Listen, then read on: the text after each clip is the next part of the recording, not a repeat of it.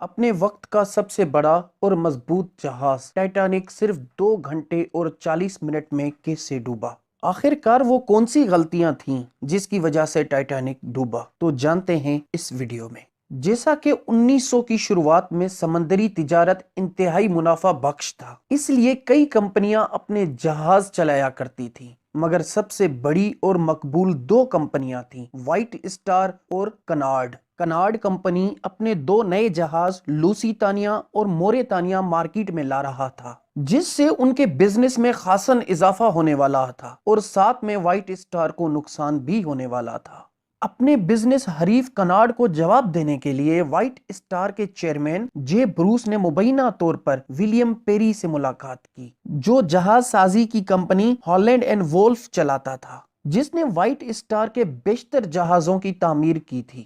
دونوں نے ایک نیا شاہکار بنانے کا منصوبہ بنایا، جس میں یہ فیصلہ کیا گیا کہ 3 نئے جہاز بنائے جائیں گے، جس میں اولمپک، ٹائٹینک اور برٹانک۔ لہٰذا ٹائٹینک کو بنانے کا کام سن 1909 میں شروع ہوا۔ 3 سالوں کی محنت اور ہزاروں ورکرز کی دن رات ایک کرنے کے بعد ٹائٹینک بن کر تیار ہوا۔ 2 اپریل 1912 کو مکمل ہونے والے جہاز کا اب صرف سمندری ٹرائل رہتا تھا، جو 10 اپریل 1912 سے پہلے ہی کر دیا گیا۔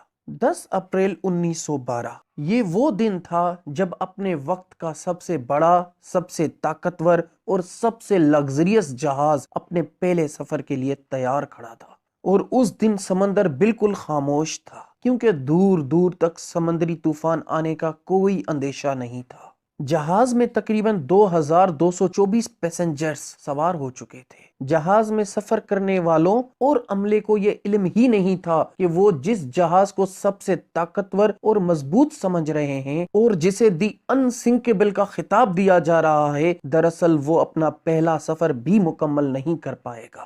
تو دوستو، آخر وہ کیا وجوہات تھیں، وہ کون سی غلطیاں تھیں جنہوں نے دی انسنکیبل کو صرف 2 گھنٹوں میں دی سنکیبل بنا دیا؟ اگر وہ غلطیاں نہیں کی جاتیں تو شاید ٹائٹینک اپنے فیلیور کی وجہ سے نہیں، بلکہ اپنی بہترین کامیابی کی وجہ سے دنیا بھر میں مشہور ہوتا، اور آج ہزاروں فٹ گہرے پانی میں نہیں بلکہ کسی نہ کسی میوزیم کی زینت ہوتا۔ مگر ایسا نہیں ہوا۔ 10 اپریل 1912 کو جہاز کا پہلا سفر انگلینڈ کے شہر ساؤتھ ہمپٹن سے امریکہ کے شہر نیو یارک تک ہونا تھا۔ اس دن دوپہر 12 بجے جہاز نے اپنے پہلے سفر کا آغاز کیا۔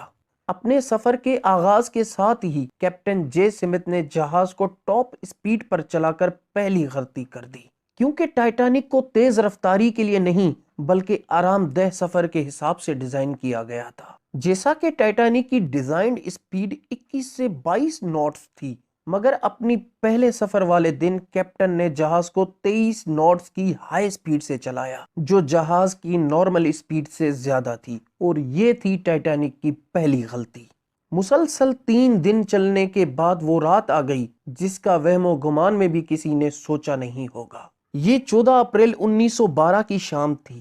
جہاز اپنے منزل کی طرف گامزن ہی تھا کہ اس سے آگے جانے والے جہاز نے آئس برگز کے حوالے سے ٹائٹینک کو تقریباً 6 وارننگز بھیجی، مگر وائرلیس آپریٹر کی غلطی کی وجہ سے کوئی وارننگ نوٹ نہیں کی جا سکی، اور یہ تھی ٹائٹینک کی دوسری بڑی غلطی، اور شاید سب سے بڑی غلطی یہی تھی، کیونکہ اگر ان وارننگز کو نوٹ کیا جاتا تو شاید ٹائٹینک بچ جاتا۔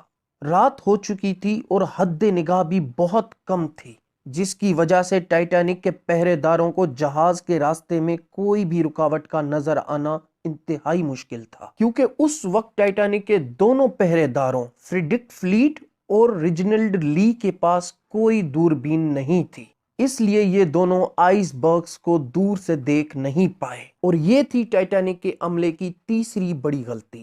لہٰذا اب دیر ہو چکی تھی۔ کیپٹن کی کوشش کے باوجود جہاز آئس برگ سے جا ٹکرایا۔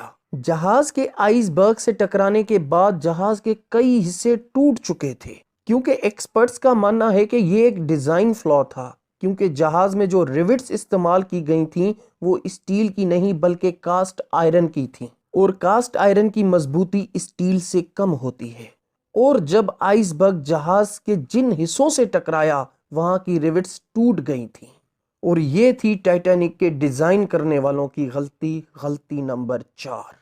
جہاز کے آئس برگ سے ٹکرانے کے بعد مسافروں نے نقصان کا جائزہ لینے کے لیے پورٹ ہول کھڑکیاں کھول دی تھیں، اور یہ تھی 5ویں بڑی غلطی جو جہاز کے ڈوبنے کا سبب بنی، کیونکہ جیسے ہی خوف و ہراس پھیلا تو مسافروں کو مشورہ دیا گیا کہ وہ اپنی اونچی ڈیکس پر چلے جائیں۔ لہٰذا مسافروں نے پورٹ ہول کھڑکیاں کھلی چھوڑ کر وہاں سے چلے گئے، اور جس کی وجہ سے پانی جہاز کے اندر اور بھی تیزی سے آنے لگا، جو جہاز کو جلدی ڈبانے کا سبب بنا۔ جہاز ٹکرانے سے چند لمحے پہلے انجن روم میں موجود شپ کے فرسٹ آفیسر نے یہ حکم دیا تھا کہ جہاز کے پروپیلر کو الٹا کر دیں، مگر یہ جہاز کے ڈیزائن میں ریورسڈ گیئر ہی موجود نہیں تھا، اور یہ جہاز بنانے والی کمپنی کی بہت بڑی غلطی تھی، اور یہ تھی غلطی نمبر 6۔ جہاز کے 3 فلورز تک پانی بھر چکا تھا۔ اب جہاز پر موجود پیسنجرز کی زندگیاں بچانے کا کام شروع کیا گیا، اور جہاز میں موجود لائف بوٹس کو سیٹ کر کے پیسنجرز کو لائف بوٹس میں شفٹ کرنے کا پلان کیا گیا۔ مگر یہاں ظاہر ہوئی غلطی نمبر 7، کیونکہ جہاز میں 32 لائف بوٹس کی جگہ تھی، مگر اس وقت جہاز میں صرف 20 لائف بوٹس ہی رکھی گئی تھی۔